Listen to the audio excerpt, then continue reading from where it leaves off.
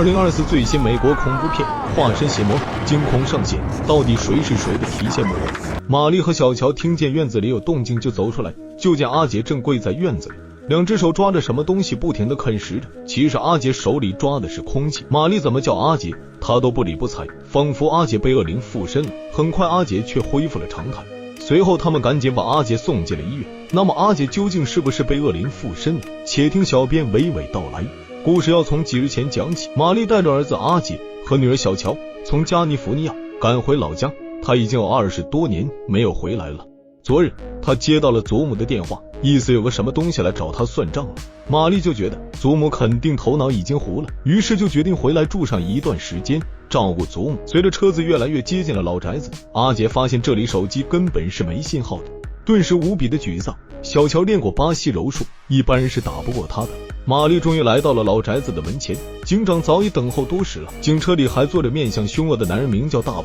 小乔跟他差点还对骂起来。原来玛丽来之前给当地警方打了电话，所以警长就提前来这里看看是什么情况。随后警长表示他的祖母身体没有大碍，让玛丽放心，只是医生说他有轻度的痴呆症，口里说着一些稀奇古怪的话语，其中有个反复出现的词语叫温迪哥，就问玛丽是否知道是什么意思。玛丽表示她也不知道。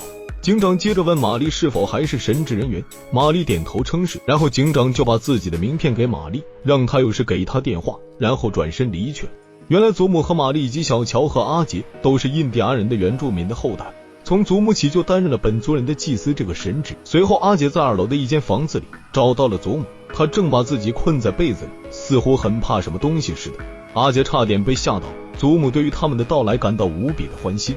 阿杰和小乔开始逐渐适应老宅子的生活，这里似乎还处于比较原始的生活状态，没有网络，没有电视。两人闲得无聊就到周边瞎逛，一两人拿着斧子到周边树林里看看有什么废柴或之类的。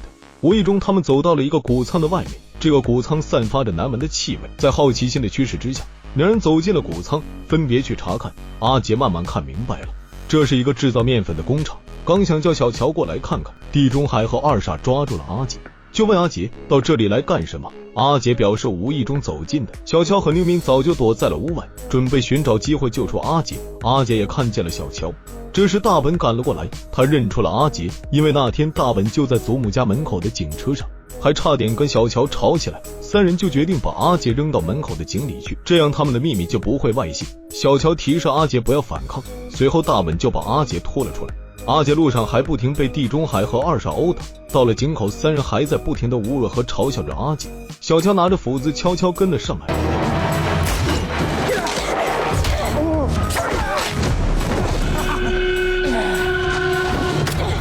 还是小乔厉害，就这样救出了阿杰。两人跑回了老宅子，阿杰立即打电话报警，并且表示这附近有个面粉工厂，而小乔就把屋内的一把老猎枪拿了出来，生怕那3个人追了过来。祖母在一旁都听见了，摇着头走开了。随后警长过来了解案情，大家感觉他非常的敷衍了事，这引起了阿杰的极大愤慨。玛丽就开始怀疑警长跟那3个混蛋是不是暗中有勾结，祖母更是下了逐客令。他对于白人的这个做法表示愤慨，在他看来白人一直在伤害印第安人。随后阿杰在自己的房间发现一个巨大的山羊的头颅，那是祖母特意放过来的。阿杰正看着认真的时候，祖母端着一杯水和一罐药膏走了进来，然后把阿杰拉在一旁，用药膏擦拭阿杰脸上的伤口。阿杰觉得这种药膏的气味实在难以接受，祖母表示阿杰的伤口很快就会好的，阿杰也没当一回事。晚上那3个坏蛋闯入老宅子，把阿杰从床上抓了起来，阿杰顿时被吓醒，原来这是阿杰做的噩梦，这下彻底睡不着了。他突然发现自己脸上的伤口完全复原了，一点伤疤都没有留下来。阿杰看着镜子里的自己，无比的惊讶。这时祖母走了进来，就问祖母为什么会这样。祖母掀开了被子，露出了山羊头，表示这都是他的保佑，而且他会帮助阿杰对付那些坏蛋的，但是一定要全身心的管住他，否则就会出乱子的。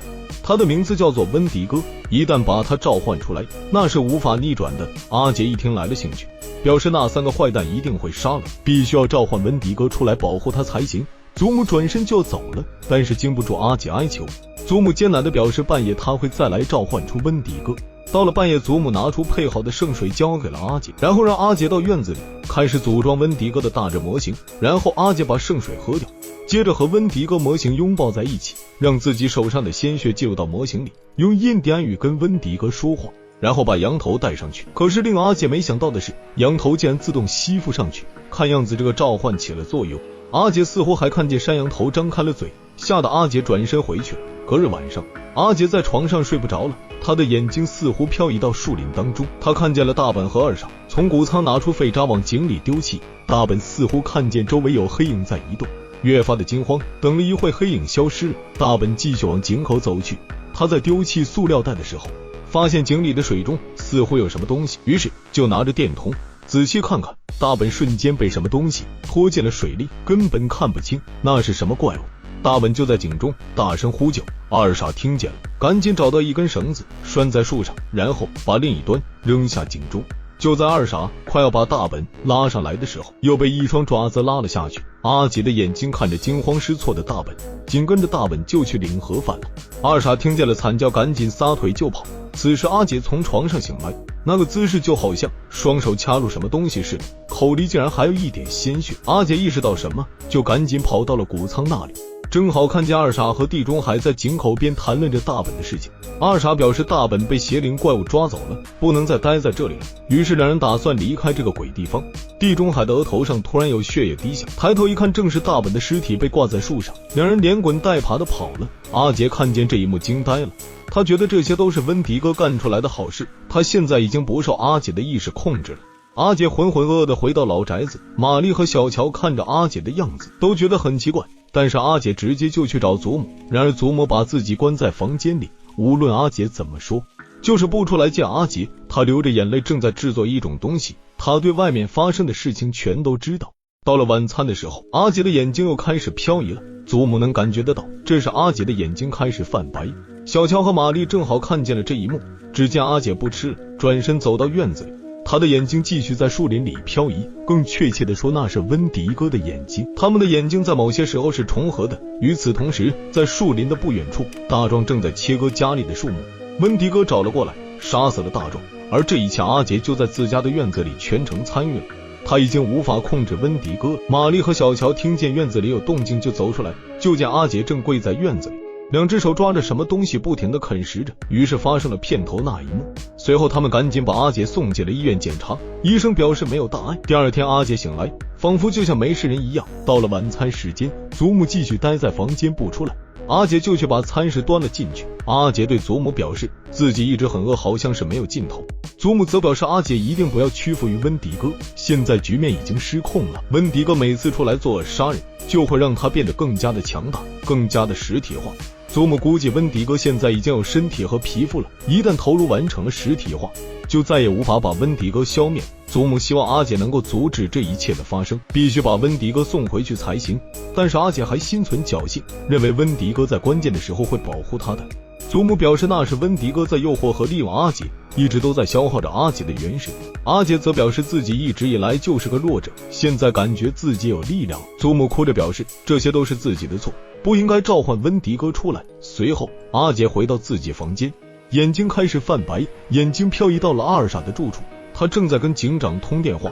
哇塞，警长竟然跟坏人是一伙的！温迪哥开始攻击二傻，与此同时阿杰就在自己的房间模拟攻击，比如阿杰举起床，温迪哥就在那边把二傻的车子举起来。